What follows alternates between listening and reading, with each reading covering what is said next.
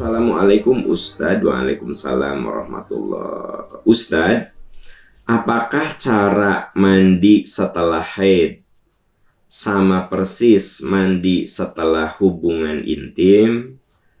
Karena ada yang mengatakan berbeda. Mohon penjelasan. Berhenti haid, selesai hubungan, mimpi erotik atau mimpi basah, itu namanya junub, ya. Nah, maka cara bersucinya sama, yaitu dengan mandi besar. Hadas besar, itu namanya hadas besar, itu harus dengan mandi besar. Ibu selesai mens, itu namanya hadas besar, maka dibersihkannya dengan mandi besar. Selesai hubungan intim, kalau mau sholat, itu harus mandi besar. Saat mau sholat, itu harus mandi besar. Selesai mens, ketika mau sholat, itu harus mandi besar. Nah, cara mandi besarnya tidak beda. An Aisyata zaujin Nabi sallallahu alaihi wasallam. Dari Aisyah istri Nabi radhiyallahu anha, anna Nabiyya sallallahu alaihi wasallam, sesungguhnya Nabi sallallahu alaihi wasallam kana idza gtasala minal janabati, adalah Nabi sallallahu alaihi wasallam bila mandi dari janabah. Nah, dari junub yang tadi saya jelaskan, ya. Maka bada'a faghsala yadaihi. Nabi memulai dengan membasuh dua telapak tangannya. Membasuh. Ya. Dalam riwayat lain, kemudian beliau membasuh kemaluannya dengan tangan kirinya.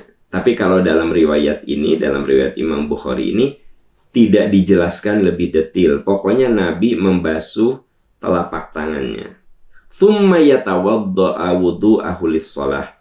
Kemudian beliau berwudu sebagaimana wudu untuk sholat. Nah, sahabat percikan iman, jadi kalau kita mandi besar, afdol dimulai dengan wudu. Cuci tangan, lalu tawadda'a wudu'ahu lis-shalah.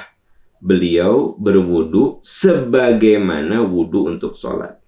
Thumma yudkhilu asabi'ahu fil ma' fayukhallilu biha usula sya'rihi.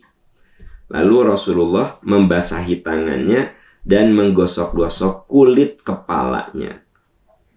Jadi bukan menggaruk-garuk kulit kepala.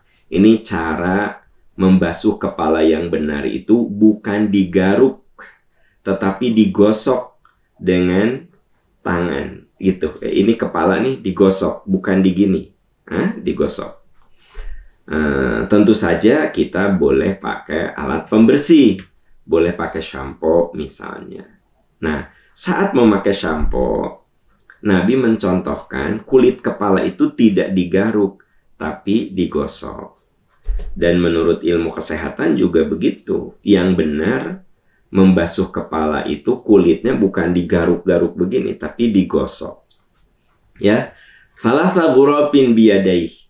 Nabi sampai mencucurkan air 3 kali ke kepalanya. Tapi kalau ternyata ya Anda pakai shower, ya tentu saja tidak ada hitungan 2 kali, 3 kali. Tapi kalau ciduk, ya itu jumlahnya ganjil, 1 kali, 3 kali, 5 kali, afdolnya begitu. Nah, thumma yufidul ma'a ala jildihi kullihi. Lalu setelah itu beliau membasuh seluruh badannya, sehingga seluruh kulit itu bersentuhan dengan air. Nah, itu cara mandi besar yang diajarkan Rasul. Membasuh telapak tangan, membasuh kemaluan dengan tangan kiri, kemudian berwudu sebagaimana wudu untuk sholat, lalu mulailah dari kepala. Kepala dibasuh, tentu saja boleh pakai shampoo, kemudian kulit kepalanya digosok-gosok sampai bersih. Lalu dibasuh dengan air. Setelah kepala itu bersih, baru seluruh badannya. Thumma yufidul ma'a ala jildihi kullihi. Lalu Rasulullah meratakan air itu ke seluruh tubuhnya. Ya. Lalu dalam riwayat lain, Ummu Salamah, qultu ya Rasulullah. Ummu Salamah berkata, ya Rasulullah, inni mra'atun asyuddu dhafra ra'si. Ya Rasulullah, saya itu rambutnya masih bersih. Tapi rambut saya ini panjang dan tebal. Ya. Afa anquduhu li ghuslil janabah? Apakah saya harus membuka ikatan rambut saya, mencuci lagi?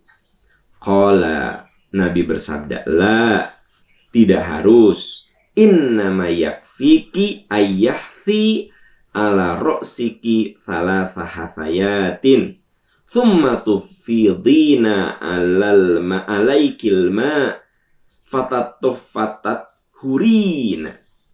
Jadi kata Nabi, kalau rambutmu panjang dan kamu yakin rambutmu masih bersih, tidak harus kamu keramas lagi.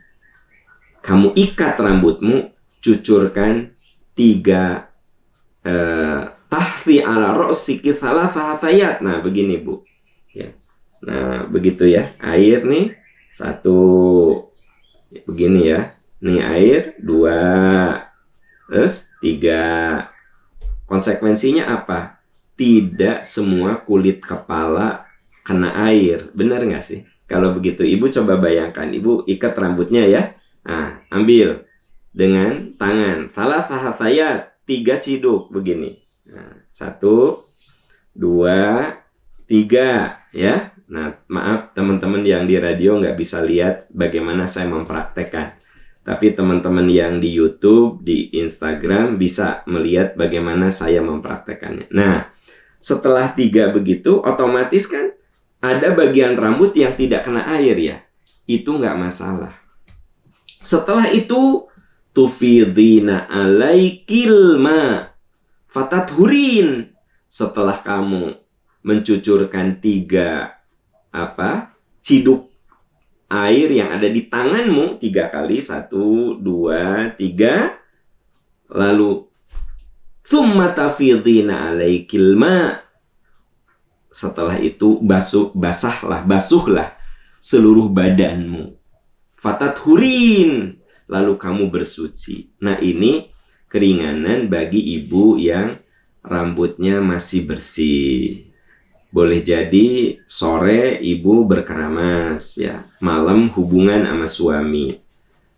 Pagi-pagi itu aduh, gimana? Ya udah caranya begitu. Toh rambut Anda masih bersih.